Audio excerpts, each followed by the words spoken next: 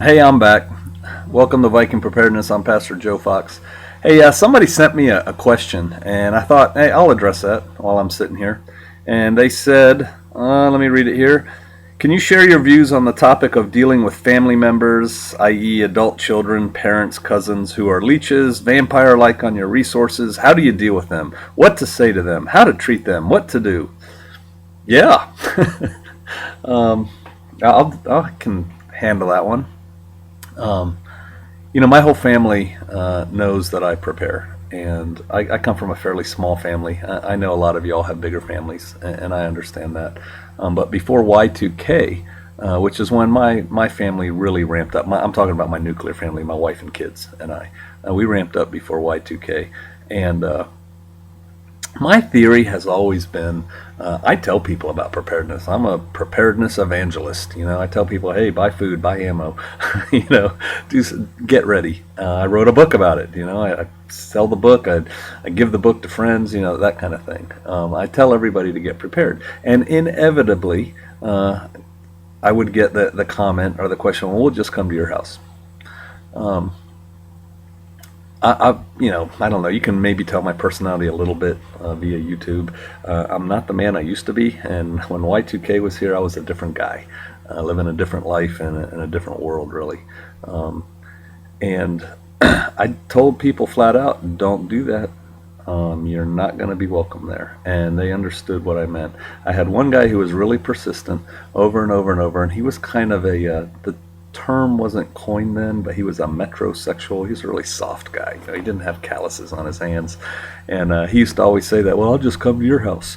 And the problem is he knew where I lived. And I'd tell him, no, don't do that, don't do that. And one day, I think as Y2K was getting closer, and he was getting nervous because he had taken absolutely no steps to prepare himself or his family, he said, well, I'm just going to come to your house. I said, no, you don't want to do that, Gary. And he goes, what are you going to do? And I looked at him and I said, Gary, have you ever seen what a load of buckshot will do to a man's chest? And the guy like turned white and backed up, and he was all afraid, and he thought I was a jerk, and he cursed at me a little bit. But you know what? He didn't have the idea of coming to my house anymore. So that's one thing. Be a man who let your yays be yay and your nays be nay, and let people know by the way you carry yourself that when you say no, you mean no. That's one way. Your cousins and stuff should not think that they can get over on you, and this is something that you should have already established. It's not something you establish now. So that's one. Number two, how about parents? Honor thy father and thy mother, and it shall go well with you. Um, is the first commandment with promise, right? My parents, I convinced them to prepare, and they eventually did. They all stocked up on stuff. Sometimes I'd help them out a little bit. This is back then. But if they hadn't prepared at all, I would have let my parents in. I sure would have. I mean, they're family. Um, then I realized that my brother, he's got 3 kids and a wife, and that's a lot of people. Um, I really didn't want to have to take on that many more people. I mean, I'll be honest, I didn't have that many supplies back then. And so I worked really hard on convincing him to prepare, and he prepared too. And now my entire family is, and I'm talking my extended family, my brothers and, mom and dad and stuff like that. They're all into preparedness. Now, not as much as I am, but, they don't need to come to my house to eat. So that's that.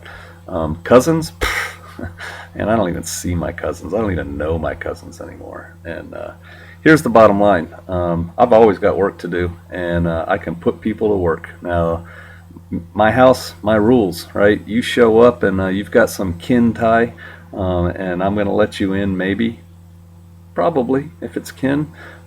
You're working. You are working, and if you're not working, I will put you on the road. I will definitely put you on the road if you don't work. And it's not going to be, sit back and paint your toenails, or like watching that show Survivor or something where, the people lay around and a couple people do the work. Hey, I need a bunch of people to do the work. So show up. Now, that's my situation now, where I am in total control of who comes to my house and who doesn't. My situation is fixing to change. I am moving to a community, an intentional community, and no longer do I have the say on who comes and who doesn't come. It then becomes a group decision and a community decision. Um, Now I have weigh-in power, right, just like everybody else does. But just because I want somebody to come in, my great second cousin or something, it's like, hey man, it's my cousin, can they come in? I'm thinking the rest of the group is probably like, we'd love to, but we really can't. And so how do you deal with those people? How do you deal with them? What do you say to them? You say to them, hey, you need to get ready because I don't have enough money, I don't have enough time to prepare for myself, my family, and you. And oh, by the way, that cable TV you have, that boat you have, that vacation you took to Cozumel last year, I don't have any of that. And I gave up all that so that I could prepare for my family. You're going to take me on vacation to Cozumel next time? You're going to let me borrow the boat for the weekend? You're going to bring your big screen TV over here for a couple months and hook me up to cable so I can watch it? Of course not. All right, and so we all make choices in life. Choices have consequences. Choose wisely. So, how do you stop it? Be a man of your word. Be a man who, when you say yes, people know that's what you mean. When you say no, people know that's what you mean. And don't play games with them. And be honest. Just straight from the shoulder. Talk to people and say, hey, no, you can't come here. Bottom line, I don't have room. I've heard all the little cutesy things. Oh, well, you can come here, but I'm not going to be here. I'm bugging out. Or, whatever. I just tell people, hey, here's what it's like. I got, a shed you can live in and old MREs you can eat while we dig fortifications. So I'm exaggerating a little bit, right? But hey, that's it. That's the best I got for you. I know there's people out there who don't tell anybody what their preparations are, so they don't have to worry about that. Okay, you're going to be alone, probably. And that's a sad thing. We got to work with people. And I'm of a spiritual mind, which I don't bring out probably enough, quite frankly, on this channel. But I know that the Most High will provide. Now, does that mean I can sit on my duff and not do anything? There's a Chinese phrase, which I don't speak Chinese, but some of my guys did, and basically translated it as this: sitting on a mountaintop, mouth agape, waiting on a roast duck. Go ahead, sit on a mountaintop, open up your mouth, and wait for a roast duck to fall into it and see what happens. All right? I don't have that attitude. But I do have the attitude that it's all going to work out and that the Most High is going to provide. And I still have to do my bit. Who built the ark? Noah. God didn't build the ark. Noah built the ark. Joseph stored up wheat in, times of plenty so that he had it in times of, famine. Go to the ant, consider the ant, thou sluggard. There's a lot of biblical examples of how to be ready. And so, yeah, I trust in the Most High, but I'm also doing my bit. And so do that. And tell other people that. Tell people, hey, you need to get ready. You need to take responsibility for yourself because I'm not doing it for you.